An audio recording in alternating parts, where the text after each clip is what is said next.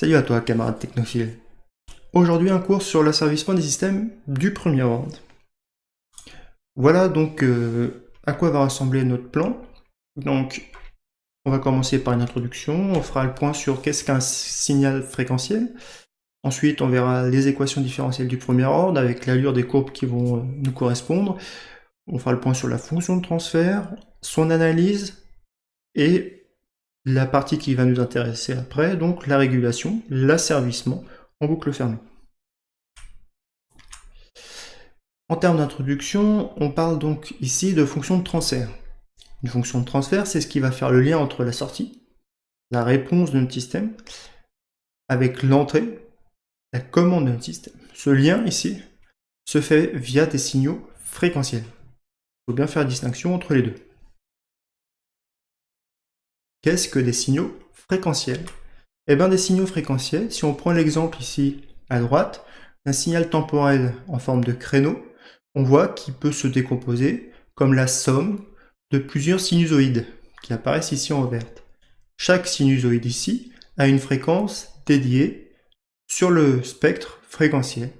On voit que le plus important ici en amplitude, ce qu'on appelle l'harmonique de rang 1, le fondamental, correspond à la fréquence de notre signal ici, qui est de 1 Hz, parce que la période dure 1 seconde. Donc ici, pour 1 Hz, j'ai l'amplitude la plus grande. Ensuite, pour se rapprocher du signal en rouge, on vient rajouter une somme de sinusoïdes. Et pour une infinité de sinusoïdes, on a quelque chose qui est relativement proche du signal rouge. Tout ceci est lié à une décomposition en série de Fourier. Ensuite, un point sur les équations différentielles. Alors, on part ici d'équations différentielles du premier ordre. Les équations différentielles du premier ordre sont celles qui font intervenir la dérivée première d'une fonction. Cette fonction, ici, est variable de t, variable du temps, et pourrait très bien être n'importe quel signal physique. On écrit donc la dérivée sous la forme d de f de t sur dt, ou bien f' de t, ou f point. Tau, ici, est ce qu'on appelle la constante de temps de notre système en secondes. F de l'infini est la valeur finale de notre fonction, et f de 0, sa valeur initiale. Une solution de l'équation différentielle est de la forme suivante.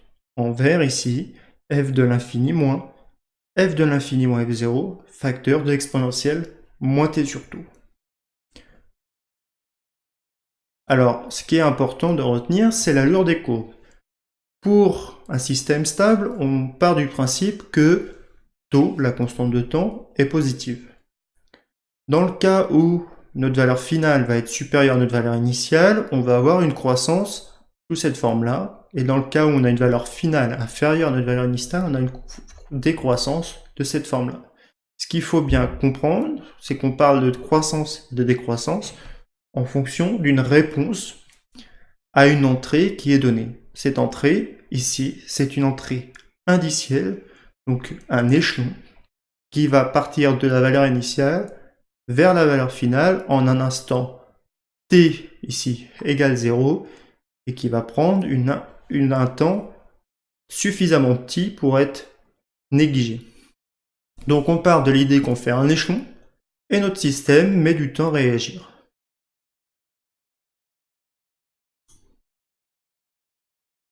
Alors, comment on pourrait déterminer la constante de temps? Tau, à l'aide justement de l'allure de la courbe. Eh bien, c'est relativement simple. Si on est capable de prendre ici, en t égale 0, la dérivée, on aurait donc la tangente à l'origine. Et au moment où cette tangente va croiser la valeur finale, on aura donc le temps tau correspondant à la constante de temps. Alors, une autre manière de faire, et ça c'est lié à l'aspect mathématique de la réponse d'un système du premier ordre, une autre manière de faire, ça serait de prendre donc 63% de la valeur finale moins la valeur initiale, et donc à 63%, on atteint sur notre courbe rouge, la constante de temps. Et une autre manière de faire encore, c'est à 95%, ici, quand on croise notre courbe rouge, notre courbe de réponse, on est à 3 taux, donc à 3 fois la constante de temps.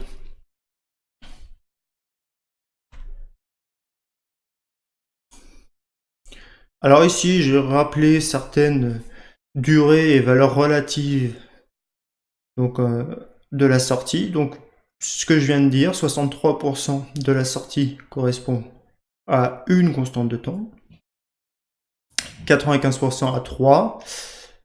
Au bout de 5 fois la constante de temps, on est à 99,3% de la valeur finale, donc on est quasiment arrivé à un régime stable. Hein.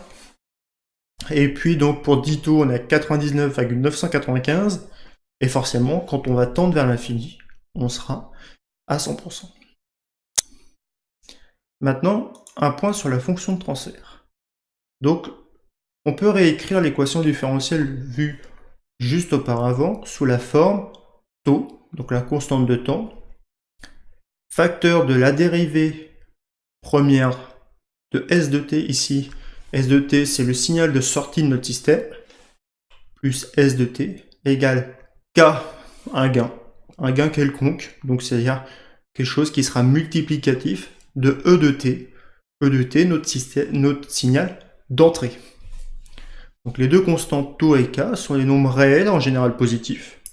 Taux est la constante de temps du système et K est appelé le gain statique. On peut également réécrire ça sous la forme d'une fraction. Une fraction de signaux complexes. La fonction de transfert s'écrit toujours comme étant la fraction du signal de sortie sur le signal d'entrée. Mais comme je vous l'ai dit, on parle de signaux fréquentiels. Sans rentrer dans une utilité qui pourrait apparaître après, mais qu'on n'a pas encore vue, ça serait la fonction, l'aspect Laplace. Ici, on n'a pas vu Laplace, et donc, on va utiliser les signaux complexes. Qu'est-ce que ça veut dire? C'est-à-dire qu'un signal complexe ici, en fonction de j oméga, fait apparaître donc oméga. Oméga étant une pulsation, c'est bien un aspect fréquentiel. Vous vous rappelez, hein, le lien entre oméga et f, oméga égale 2πf. D'accord? Donc cette équation se présente toujours sous une forme canonique. Alors, qu'est-ce que canonique? Ça veut dire que le signal, la variable ici, le terme qui naît sans j oméga, donc la partie réelle de notre dénominateur, doit être égale à 1. Donc on essaye de s'arranger pour toujours remettre notre équation sous cette forme-là. Ça nous permet d'avoir donc un gain au numérateur, et taux, ici la constante de temps qui apparaît au dénominateur. Alors justement, d'un point de vue analyse, qu'est-ce qui va nous intéresser? La première chose qui va nous intéresser, c'est le gain de notre système. Le gain de notre système, c'est le gain donc, de notre fonction de transfert. On écrit de la même façon ici. Et donc, c'est en haut une valeur réelle, donc on garde. Et puis en bas, c'est un nombre complexe. Donc j'ajoute le carré de la partie réelle et de la partie imaginaire. Et j'en prends la racine. Vous vous rappelez comment récupérer la norme d'un nombre complexe. Deuxième point qui va nous intéresser, c'est ce qu'on appelle l'argument, c'est-à-dire l'angle, la phase qu'il va y avoir entre notre signal de sortie et notre signal d'entrée. Est-ce qu'il y a un déphasage lié à notre système? La même chose, on part donc de l'argument de notre fonction de transfert. Cet argument, il est lié à ce qu'on appelle donc une soustraction de la partie du numérateur moins la partie du dénominateur.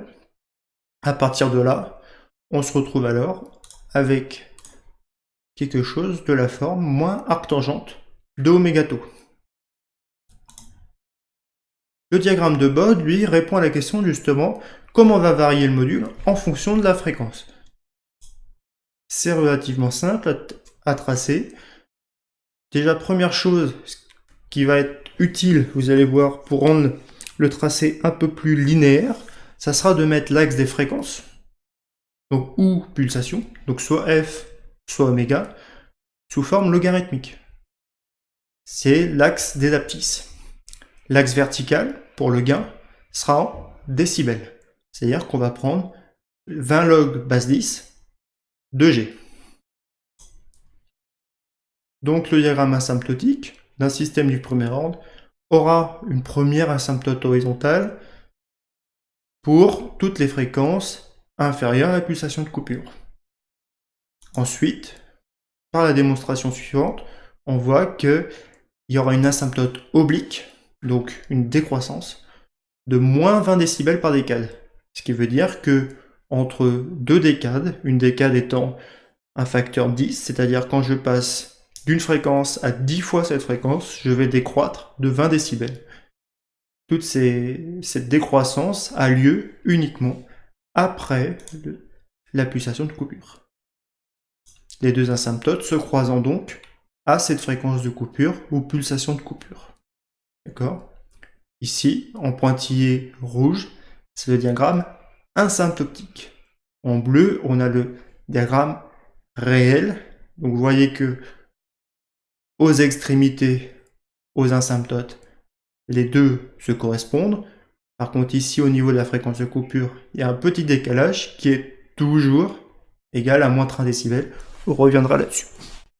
D'un point de vue phase, vous voyez que pour un système du premier ordre, plus les fréquences sont grandes, plus on va tendre vers un décalage de moins 90 degrés. Et pour la fréquence de coupure, on est à moins 45 degrés. Quelques points particuliers que je viens donc de dire. On voit apparaître un certain nombre de points, bien pratiques pour tracer avec précision le diagramme de Bode. Donc le premier, pour la fréquence de coupure, pulsation de coupure, on a donc un décalage de 3 décibels de notre système réel en dessous de l'asymptote horizontale. Pour un octave avant la coupure, on est à 1 décibel. Et pour un octave après, donc un octave étant toujours un multiple de 2 de notre fréquence, on est à 7 décibels.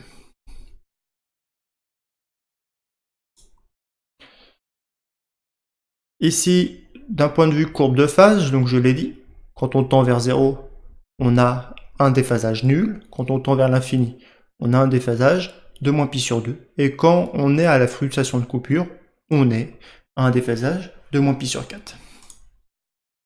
Maintenant, on va justement rentrer dans l'aspect régulation d'un système du premier ordre. On va donc faire apparaître la notion de boucle de régulation et de notion de boucle fermée. Donc on a toujours notre aspect entrée-sortie. Cette fois-ci, l'entrée est une consigne qui est normalement dans la même grandeur que la grandeur à réguler la sortie. Ici, c'est un comparateur qui va justement faire le lien entre notre entrée et la valeur de sortie. Donc, epsilon ici représente un écart entre ce que l'on veut et la réponse de notre système. La première chaîne ici, ce qu'on appelle la chaîne directe, c'est notre système. C'est le A ici, c'est notre système en boucle ouverte, auquel on peut rajouter un régulateur, mais dans un premier temps, on n'en parlera pas. Ici, la chaîne retour, ça va être notre capteur. Soit il a une réponse unitaire, c'est-à-dire qu'il est lié directement à notre grandeur régulée, sa sortie est la même que la grandeur à réguler, et donc le gain est nul, enfin le gain est à 1, et donc on a la même correspondance. Soit alors il y a une fonction de transfert également dans notre capteur, et donc là il faut en tenir compte. La nouvelle fonction de transfert de notre système, donc qui va faire intervenir le comparateur, notre chaîne directe et notre chaîne retour, donc S sur E, comme si ça c'était une nouvelle boîte dans laquelle on mettait un nouveau système, et s'écrit de la manière suivante.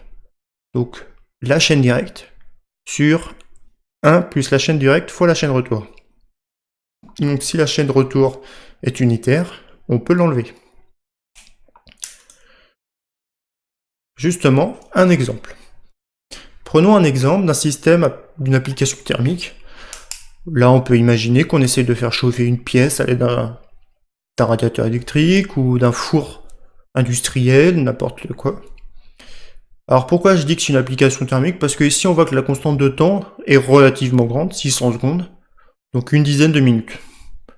Donc c'est un système qui met du temps avant d'atteindre un système stable, c'est-à-dire avant qu'il atteigne sa valeur finale. J'ai ma fonction de transfert, toujours sur la même forme, donc un gain. J'ai pris égal à 100 ici. Et puis 1 plus j oméga tau. Alors qu'est-ce que ça signifie? Ben, ça signifie que ici j'ai une température de 20 degrés. J'envoie une consigne échelon.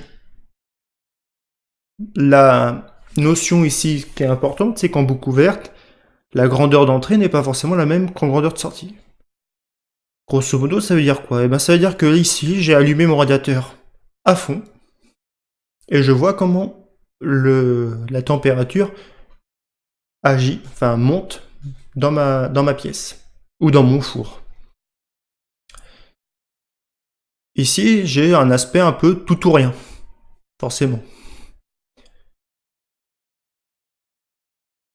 On pourrait aussi imaginer que je mette ici un échelon de 20% ou de 50%. Forcément, il y aura une croissance un peu moindre. Ce qui est important ici à noter, c'est le diagramme de Bode. Donc si j'étais capable de tracer ici une tangente, ben j'atteindrai une certaine valeur que je connais parce que je l'ai fixée. Donc je sais que ça vaut 10 minutes. Donc normalement, au bout de 10 minutes, ici, j'ai ma constante de temps. J'arrivais à la tracer.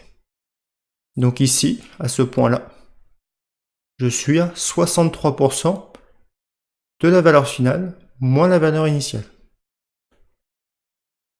Je retrouve cette valeur, mais sous forme de pulsation de coupure, à un moment ici, entre le démarrage, donc à une fréquence quasi nulle, moins 3 décibels, donc par ici, je dois avoir une pulsation de coupure qui correspond à mes 10 minutes, donc 1 sur 600 secondes.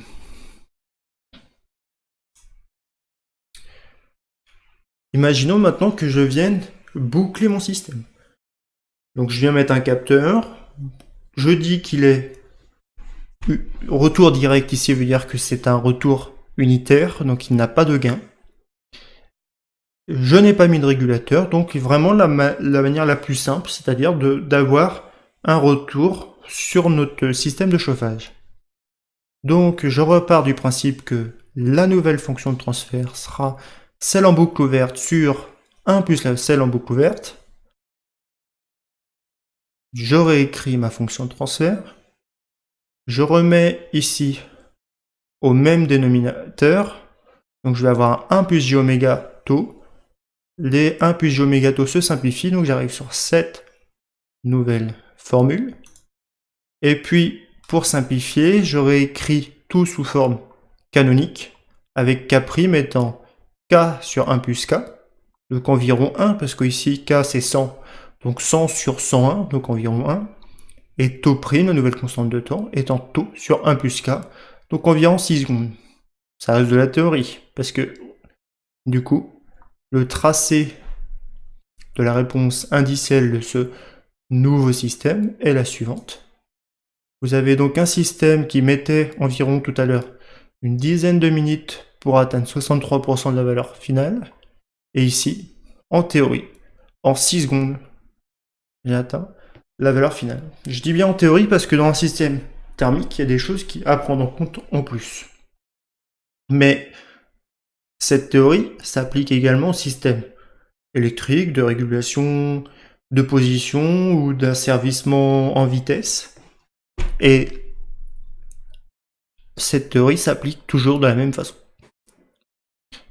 Voilà pour ce cours. Je vous remercie.